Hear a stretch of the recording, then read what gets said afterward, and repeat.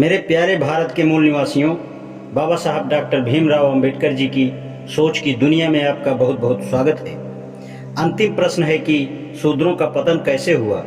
लोगों का यह मत मालूम होता है कि आर्य जाति का बहुत बड़ा अंश शूद्र था। यदि था तो वे उपनयन के अधिकार को छीन जाना कैसे सहन कर गए। इस विचार का आधार केवल यही हो सकता है कि चूंकि हिंदुओं का एक बहुत बड़ा अंश शूद्रों का है, इसी प्रकार आर्यों का भी एक बहुत बड़ा अंश शूद्रों का था। यह विचार सर्वथा निर्मूल है। हिंदुओं के शूद्र आर्यों के वंशज नहीं हैं। यह गड़बड़ी इसलिए हुई कि लोग शूद्र का अर्थ जो हिंदुओं में है इसका भेद नहीं समझते। आर्यों में शूद्र एक जाति विशेष का नाम था। यह व्यक्तिवाचक शब्द था, परंतु हिंदुओं में ऐसा नहीं है। हिंदुओं में शूद्र गिरे हुए और असभ्य लोगों को कहते हैं। ये उस जाति समूह का नाम है जिसमें केवल सभ्यता की कमी है। उनको शूद्र कहना गलत है। इनका कोई संबंध इन शूद्रों से नहीं है जो आर्य थे और ब्राह्मणों से लड़े। ये असभ्य समझे जाने लगे। इन दो किस्मों के शूद्रों की भिन्नता स्वीकार मानते थे। उन लोगों ने अक्षुद्र और असक्षुद्र में भेद बताया है। अनिर्वासित शूद्र और निर्वासित शूद्र में भेद बताया है। सच्चुद्र का अर्थ है सभ्य शूद्र और असक्षुद्र का अर्थ है असभ्य शूद्र। निर्वासित शूद्र वह है जो गांव के अंदर रहता है और अनिर्वासित शूद्र वह है जो गांव के बाहर बसता है। काड़े का यह मत है। पृष्ठ 123 की ये दो नाम शूद्रों को इसलिए दिए कि उनकी दशा सुधारी जा रही है। यह मत गलत है। सही बात यह है कि सच्चुद्र और निर्वासित शूद्र आर्यों के शूद्र हैं और असक्षुद्र और अनिर्वासित शूद्र हिंदुओं के शूद्र हैं। इसलिए यदि हिंदुओं में शूद्रों की संख्या अधिक है तो यह नहीं कहा जा सकता कि आर्य में भी शूद्रों की संख्या अधिक थी। आर्यों में शूद्र कुछ सहस्त्र से अधिक न रहे होंगे। ऋग्वेद 1:33 भारतों को अल्पसंख्यक बताया है। शतपथ ब्राह्मण में पांचाल के राजा सोम सत्रशाह के अश्वमेध का वर्णन करते हुए कहा गया है कि quoted by Oldenberg life of Buddha पृष्ठ 404। जब सत्रशाह ने अश्वमेध यज्ञ किया तो तौरवसों ने विरोध किया। उनकी संख्या 6630 थी। यदि तौरवसों की यह संख्या थी तो शूद्रों की अधिक नहीं हो सकती। यदि उनकी संख्या अधिक भी हो तो वे क्या कर सकते थे। जब कुछ ब्राह्मणों ने शत्रुता के भाव से उनका उपनयन कराने से इनकार कर दिया तो क्या वे अन्य ब्राह्मण को बुला सकते थे। ऋग्वेद काणे 11 पृष्ठ 29 के समय में भी ब्राह्मण एक जाति बन चुके थे और उनमें जातीयता का भाव पैदा हो चुका था। राजा निमि की कथा से मालूम होता है कि यज्ञ कराने का अधिकार केवल पुरोहित को प्राप्त था। जातीयता के भाव से सभी ब्राह्मण शूद्र का उपनयन कराना बुरा समझते थे। इस भाव को शूद्र नहीं तोड़ सकते थे। शूद्र उपनयन न होने के नतीजे को नहीं समझते थे। न आपस में शूद्रों में बहुत एका ही था। शूद्र या क्षत्रिय राजा शूद्रों की बहुत परवाह नहीं करते थे। अतएव यह कोई आश्चर्यजनक बात नहीं है यदि शूद्र ब्राह्मणों की यह बात मान लिए कि शूद्र का उपनयन नहीं हो सकता। सिद्धांत की आलोचना 12वां अध्याय। इस लेख का उद्देश्य यह था कि यह मालूम किया जाए कि शूद्र की उत्पत्ति कैसे हुई और उनके पतन का क्या कारण था। ऐतिहासिक घटनाओं का दिग्दर्शन करने के बाद और प्राचीन तथा अर्वाचीन विद्वानों के मतों का अनुसंधान करने के बाद मैंने अपना मत बताया। अब यह उचित है कि संपूर्ण विषयों का सिंहावलोकन किया जाए। संक्षेप में मेरा मत इस प्रकार है। शूद्र आर्य जाति के सूर्यवंश थे। भारतीय आर्यों में शूद्र क्षत्रिय वर्ण के थे। एक समय में आर्यों में केवल 3 वर्ण थे, अर्थात ब्राह्मण, क्षत्रिय और वैश्य। शूद्र का वर्ण पृथक नहीं था, वे क्षत्रिय वर्ण के भाग थे।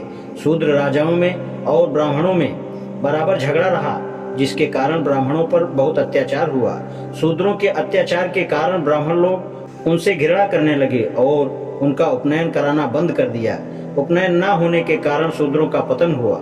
वे वैश्यों से नीचे हो गए और इनका एक अलग वर्ण अर्थात चौथा वर्ण बन गया। बहुधा नए सिद्धांत की जांच औरों पर छोड़ दी जाती है, परंतु मैं अपने सिद्धांत की स्वयं जांच करना चाहता हूँ। मेरे समालोचक यह कह सकते हैं कि मेरा सिद्धांत केवल महाभारत के उस कथन पर निर्भर है जिसमें पैजामन को शूद्र बताया गया है। यह कथन महाभारत में एक स्थान पर आया है, परंतु यह बात निसंदेह सिद्ध नहीं है कि पैजामन शूद्र था। ऐसे कमजोर प्रमाण पर यह मत कैसे सिद्ध हो सकता है कि मैं यह मानने को तैयार नहीं हूँ कि कोई मत एक प्रमाण पर नहीं बन सकता। कानून का यह अटल सिद्धांत है कि प्रमाण का मूल्य देखना चाहिए, ना कि साक्षियों की गणना करनी चाहिए। पैजावन शूद्र था, इस लेख में संदेह का स्थान नहीं है। महाभारत के रचयिता को झूठ बात लिखने का क्या प्रयोजन था? यही कहा जा सकता है कि घटना सत्य थी। यदि ऋग्वेद में पैजावन को शूद्र नहीं बताया है तो महाभारत के कथन की महिमा कुछ कम नहीं हो जाती। ऋग्वेद में पैजावन को शूद्र न बताने के बहुत से कारण हो सकते हैं। पहला कारण तो यह है कि ऋग्वेद में यह लेख होना ही नहीं चाहिए था। ऋग्वेद धर्म पुस्तक है, परंतु महाभारत ऐतिहासिक पुस्तक है। ऋग्वेद में यह बताना आवश्यक नहीं है कि पैजावन कौन से वर्ण का था, परंतु महाभारत में यह कथन आवश्यक था। दूसरा कारण यह है कि सुदास राजा था, उसका वर्ण बताना आवश्यक था। कुल, गोत्र, जाति इत्यादि इसलिए बताया जाता है कि मनुष्य का व्यक्तित्व निश्चित हो जाए। प्रसिद्ध पुरुषों के लिए यह आवश्यक है। सुदास उस समय का सबसे प्रसिद्ध पुरुष था, इसलिए उसके व्यक्तित्व बनाने की आवश्यकता नहीं थी। उदाहरणतः बिंबिसार और पासेनदी राजाओं को लीजिए। ये राजा बुद्ध के समय में हुए थे और छोटे छोटे राजा अपने गोत्र सहित बताए गए हैं, परंतु बिंबिसार और पासेनदी के नाम के साथ गोत्र नहीं लगाया गया।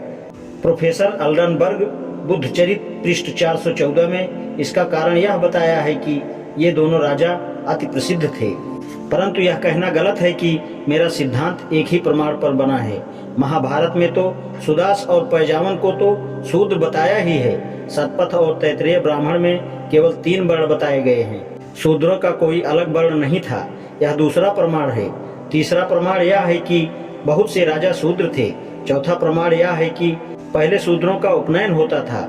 यह सब प्रमाण मेरे मत को सिद्ध करते हैं। अब मैं यह बताऊंगा कि मेरा मत कैसे सही है। सही मत वह है जिससे सब पहेलियां हल हो जाएं। अब शूद्रों के बारे में सब पहेलियों को इकट्ठा करते हैं। मुख्य मुख्य पहेलियां ये हैं। यह कहा जाता है कि शूद्र अनार्य थे और आर्यों ने उनको लड़कर जीत लिया। यदि यह सत्य है तो यजुर्वेद और अथर्ववेद में ऋषिगण ने शूद्रों का गुणगान कैसे किया और उनका कृपा पात्र क्यों बनना चाहते थे? यह कहा जाता है शूद्रों को वेदाध्ययन का अधिकार नहीं है। यदि यह सही है तो सुदास जो एक शूद्र था, उसने कैसे ऋग्वेद के मंत्रों की रचना की? यह कहा जाता है कि शूद्रों को यज्ञ करने का अधिकार नहीं है, तो सुदास ने अश्वमेध यज्ञ कैसे किया? और शतपथ ब्राह्मण में यह क्यों बताया गया है कि यदि यज्ञ करने वाला शूद्र हो तो उसका संबोधन कैसे होना चाहिए? शूद्रों को उपनयन का अनाधिकारी बताया जाता है। यदि आदि से यह अधिकार शूद्रों को प्राप्त नहीं था तो इसके बारे में विवाद क्यों हुआ? बदरी और संस्कार गणपत में यह क्यों कहा गया है कि शूद्रों को उपनयन का अधिकार है? शूद्रों को जायदाद इकट्ठा करने का अधिकार नहीं है, तो मैत्रेयनी और कथन संहिता में शूद्रों का धनवान होना क्यों बताया है? शूद्र राज्याधिकारी नहीं हो सकता तो महाभारत में शूद्र मंत्री का जिक्र कैसे है? यह कहा जाता है कि शूद्र का एकमात्र धर्म तीनों वर्ण की सेवा करना है, तो शूद्र राजा कैसे हुए? सायण ने सुदास और अन्य शूद्र राजाओं का जिक्र कैसे किया? यदि शूद्र को वेदाध्ययन, उपनयन और यज्ञ का अधिकार नहीं था तो उसे ये अधिकार क्यों नहीं दिए गए? उपनयन कराने का, वेद पढ़ाने का और यज्ञ कराने का अधिकार ब्राह्मण को है। यदि शूद्रों को ये अधिकार दिए जाते तो ब्राह्मणों को बहुत दक्षिणा मिलती, तथापि ब्राह्मणों ने यह अधिकार शूद्रों को क्यों नहीं दिया और अपना नुकसान क्यों किया? यदि शूद्र को वेदाध्ययन, उपनयन और यज्ञ का अधिकार नहीं था तो यह ब्राह्मण की इच्छा पर क्यों नहीं छोड़ा गया? जिस ब्राह्मण की इच्छा है वह शूद्र को वेदाध्ययन करावे, उसे यज्ञ तथा उसका उपनयन करावे। यदि कोई ब्राह्मण ऐसा करे तो उस पर दंड क्यों लगाया गया? इन पहेलियों के उत्तर क्या हैं? न तो कट्टर हिंदुओं ने न अर्वाचीन विद्वानों ने इन पहेलियों का उत्तर देने का प्रयत्न किया है। ऐसा प्रतीत होता है कि उनको इन पहेलियों का आभास ही नहीं था। कट्टर हिंदू तो इन बातों की परवाह ही नहीं करता। उसके लिए तो यह काफी है कि पुरुष सूक्त में लिखा है कि शूद्र पुरुष के पैर से पैदा हुए। अर्वाचीन विद्वान इस बात से संतुष्ट हो गए कि शूद्र अनाथ थे और आर्यों ने उनके लिए एक भिन्न कानून बनाया। यह अभाग्य है कि इन लोगों ने शूद्रों के बारे में जो पहेलियां हैं उनकी जांच करने की कोशिश नहीं की और शूद्रों के बारे में ऐसा सिद्धांत नहीं बताया जिससे पहेलियां हल हो जाएं। मेरा सिद्धांत इन सब पहेलियों का उत्तर बताता है। पृष्ठ 84 पर जो 6 बातें लिखी हैं उनमें 1 और 4 से यह पता चलता है कि शूद्र राजा और मंत्री कैसे हो सकते थे और ऋषिगण उनका कृपा पात्र क्यों चाहते थे। 5 और 6 से यह पता चलता है कि शूद्रों के उपनयन के बारे में झगड़ा क्यों हुआ और शूद्रों से उपनयन का अधिकार क्यों छीन लिया गया, और यदि कोई ब्राह्मण शूद्र का उपनयन करावे तो इसे दंडित क्यों किया। वास्तव में शूद्रों के बारे में ऐसा कोई प्रश्न नहीं है जिसका उत्तर मेरे सिद्धांत से न दिया जा सके। अतएव मेरा सिद्धांत शूद्रों की उत्पत्ति और पतन के बारे में सर्वथा उपयुक्त है। बाबा साहब की लिखी पुस्तक शूद्र कौन थे का आज अंतिम दिन था। धन्यवाद।